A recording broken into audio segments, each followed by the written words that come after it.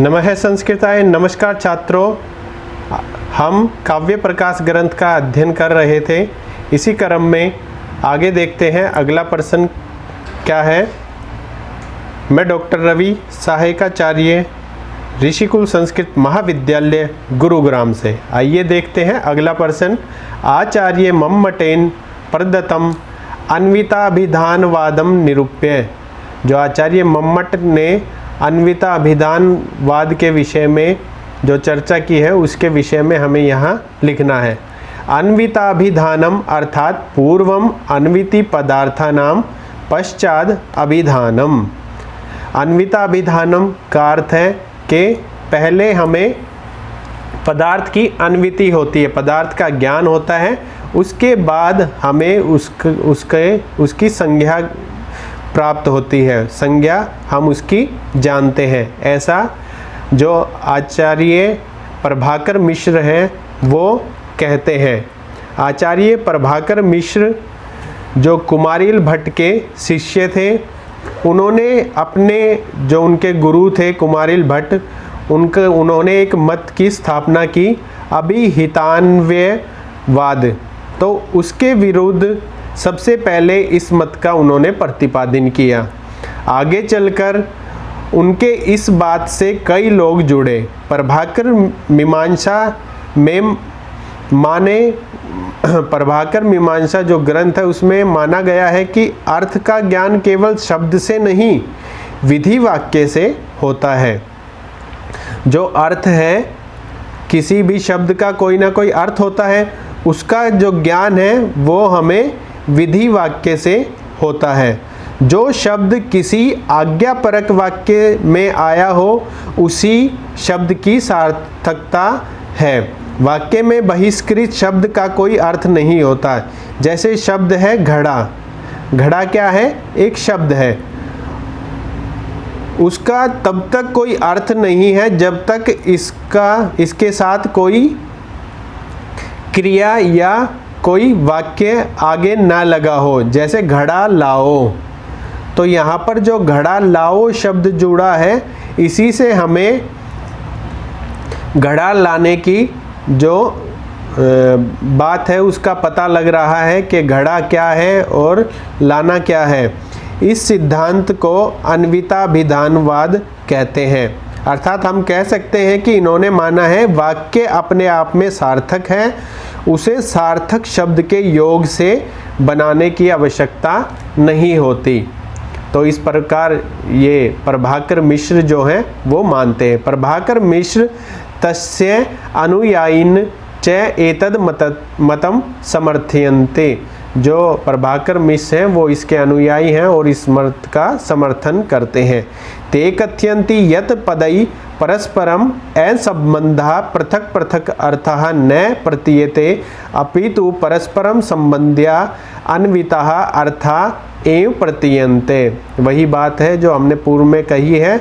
वे कहते हैं कि जो पद है वो परस्पर असंबंध न होकर पृथक पृथक अर्थ न प्रतीयते की अर्थ को नहीं बताता, अपितु परस्पर संबंध, उनका जो परस्पर संबंध है वो अन्वितः अर्थात एवं प्रतीयते अर्थ की प्रतीति कराता है। एवं शब्दा अन्वितार्थन कथ्यन्ते। ऐसे शब्द, इसी शब्द को अन्वितार्थ कहते हैं। आचार्य मम्मटेन एतद मतम सौ ग्रंथे काव्य प्रकाशे एवं उद्धृते।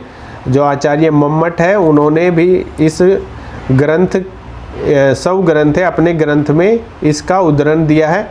वाच्य एवं वाक्यार्थः इत्यन्विताभिधानवादिनः। उन्होंने इसको अपने जो उनका ग्रंथ है प्रसिद्ध काव्य प्रकाश, उसमें कहा है उन्होंने कि वाच्य एवं वाच्यार्थ, जो वाच्य है, जो शब्द है, उसका जो वाक्यार्थ है वही अन्विताभिधानवाद है। अर्थात वाच्यार्थ एवं वाक्यार्थ भवति, अर्थात वाच्यार्थ ही वाक्यार्थ होता है। आइए आगे क्या कहते हैं। एतन मतानुसारेण परस्परम असंबद्धः अर्थः पृथक पृथक प्रकटी भवितुम न शक्यति।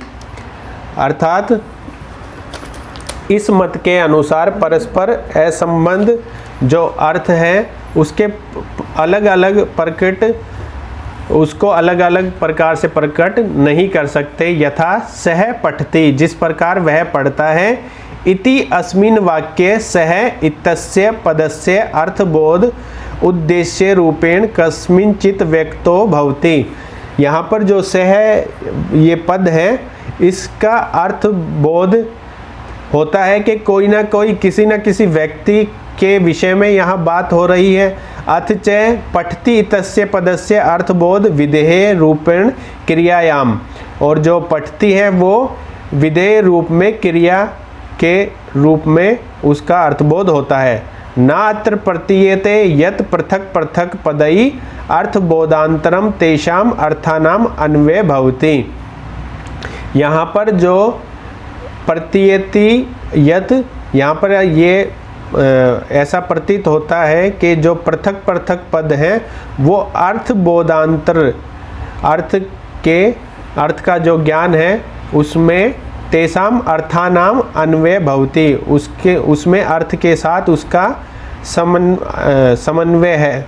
वस्तुतः संकेत ग्रह अपि अन्वितार्थ एवं भवति, वस्तुतः संकेत का ग्रहण भी अन्वितार्थ ही होता है। उदाहरणतः एकः बालः कस्यचिद् पदस्य अर्थम न जानाति, एक बच्चा है वो किसी पद का अर्थ नहीं जानता। परम यदा सह ग्राम आन्यः इति वाक्यं शृणोति ततश्च अन्येन व्यक्तिना कृतं व्यापारं पश्यति तदा सह संपूर्ण वाक्य से अर्थम गृह्णाति।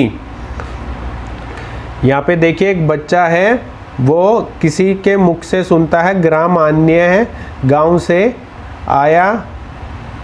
यह वाक्य सुनने के पश्चात वह व्यक्तियों के व्यापार, जो उस शब्द का व्यापार है, उससे वो संपूर्ण वाक्य के अर्थ को ग्रहण कर लेता है।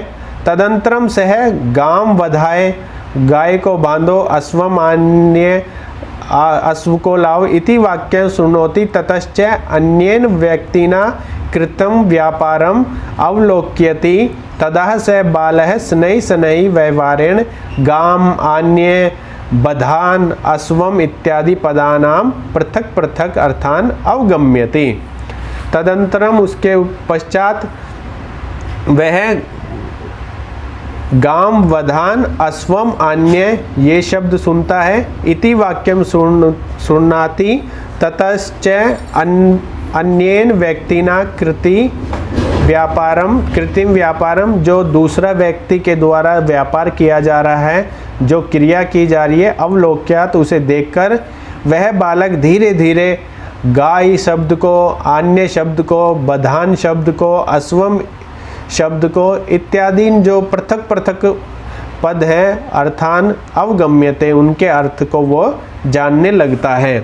देखिए वो निरंतर अभ्यास से कि गाय लाओ, गाय को बांधो, अश्व लाओ, इस प्रकार शब्द सुनता है तो वो समझ जाता है कि ये गाय है, इसे लाना कहते हैं, इसे बांधना कहते हैं, ये अश्व है। इस प्रकार वो उन शब्दों से परिचित हो जाता है।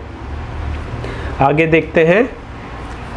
एव व्यवहारेण संकेत ग्रह भवति, इस प्रकार से वो, इस प्रकार का जो व्यवहार है उससे वो संकेत ग्रहण होता है। अयम संकेत ग्रह अपि पदार्थ मात्रे न भवति वरना अन्विति पदार्थेषु भवति, ये जो संकेत ग्रह है ये पदार्थ मात्र से न होकर अन्विति पदार्थ से भी होता है। अथ च यदा अन्वितेषु पदार्थेषु एवं संकेत ग्रह भवति तदा वाक्य शृण्वान्तर अनंतरम अन्वितार्थ प्रतीति अपि युज्यते। अब जब वो अन्वित पदार्थ के विषय में संकेत मात्र होता है, संकेत भवति होता है, तदा वाक्य शृण्वानंतरम अन्वितार्थ प्रतीति अपि युज्यते, फिर वो वाक्य सुनने के उपरांत अपने मन में एक प्रकार की उस वस्तु की छवि भी बना पाता है। अतः अन्वय बोधार्थम तात्पर्यम वृत्ति कल्पनम अपि अनावश्यकम अस्ति। इसलिए जो अन्वय बोधार्थ है, अन्वय की समझ है, उसका तात्पर्य वृत्ति के माध्यम से कल्पना भी अनावश्यक इसमें मानी जाती है। अन्विताभिधानवादे सर्वप्रथम पदार्थानाम अन्विता भवति। सबसे पहले पदार्थ की अन्विति होती है, तत्पश्चात च तेषां पदार्थानाम अन्वय भवति, और उसके उपरांत उस पदार्थ का अन्वय होता है। अतः प्रभाकर मिश्रः मतम इदम अन्विताभिधानम कथ्यते।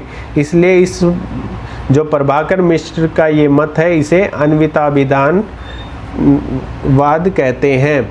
विषय अयम वादः वक्तुम दृष्टया उपयुक्तुम वर्तते। जो ये विषय अयम वादः, जो ये इस वाद का विषय है, वो वक्ता की दृष्टि से उपयुक्त दिखाई देता है। इस प्रकार ये अन्विताभिधानवाद प्रभाकर मिश्र ने अपना मत रखा। उसके विषय में जो मम्मट हैं वो भी अपना जो प्रतिपादन है एक कार्य का, उसके विषय में एक सूत्र देते हैं। इसी के साथ धन्यवाद। हमारा विषय यहीं पे समाप्त होता है। अगर वीडियो पसंद आई हो तो चैनल को लाइक करें, सब्सक्राइब करें, अपने मित्रों के साथ शेयर करें। एक बार पुनः आपका धन्यवाद।